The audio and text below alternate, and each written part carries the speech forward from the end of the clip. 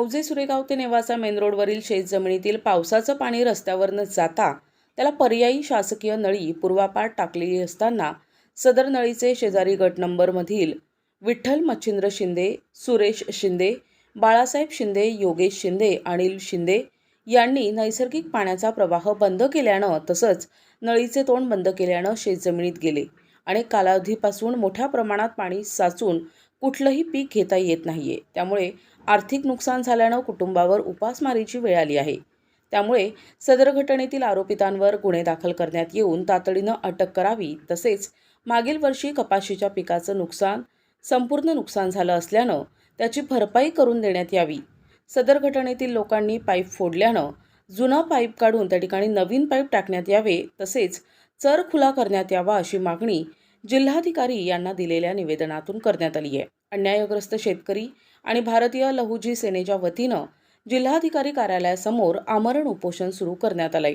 यावेळी संघटनेचे राष्ट्रीय अध्यक्ष बाळासाहेब बागुल, सुरेश शिंदे, विजय शिंदे, गणेश शिंदे, सर्जेराव शिंदे, सागर शिंदे, खंडागळे, सुनील सकट, राजेंद्र त्रिभुवन, तुकाराम शिंदे, अशोक शिंदे, सचिन शिंदे, राजेंद्र शिंदे, प्रकाश शिंदे, सुनील वैरागर, रईसभाई शेख यांच्यासह सुरेगाव येथील ग्रामस्थ मोठ्या संख्येने उपस्थित होते. बागुल, भारतीय लोकसेना राष्ट्रीय अध्यक्ष.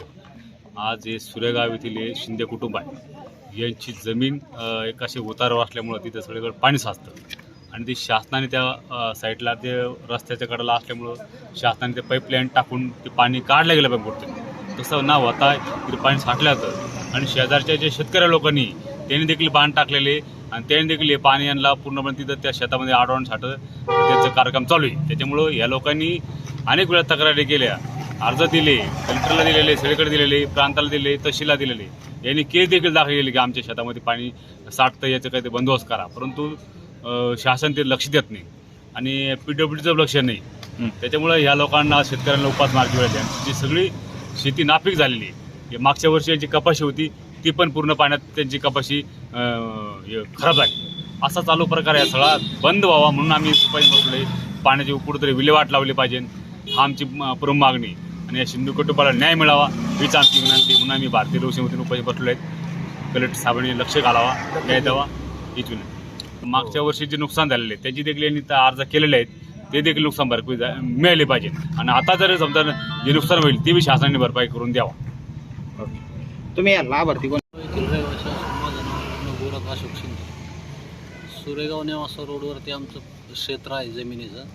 तिथले रोडमधले पूर्वीचे पाईप फुटले असल्याने त्या नवीन पाईप टाकायला आणले असता खाली शेतकऱ्यांनी विरोध केला. परंतु हे 2-3 वर्षापासून पाईप बदलायची पेंटिंग असून मागच्या वर्षी पूर्ण पिकं आमचे नष्ट झाले. तिथं कुठल्याही प्रकारचं काही एक उत्पन्न मिळालेलं नसून आजही ते तसंच पडलेल्या अवस्थेत असून आता ह्या वर्षीही पुन्हा पीक जाणार.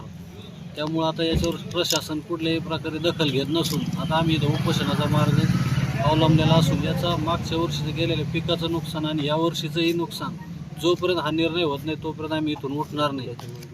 पुढच्या जागेवर पुलाची मंजुरी असतानाही बांधकाम विभाग टाळाटाळ करत असून कुठल्याही प्रकारची कारवाई केली जात नाही योग्य ती आणि आम्हाला न्याय मिळत नाही तोपर्यंत आम्ही इथं उपोषणाला बसलेलो असतो.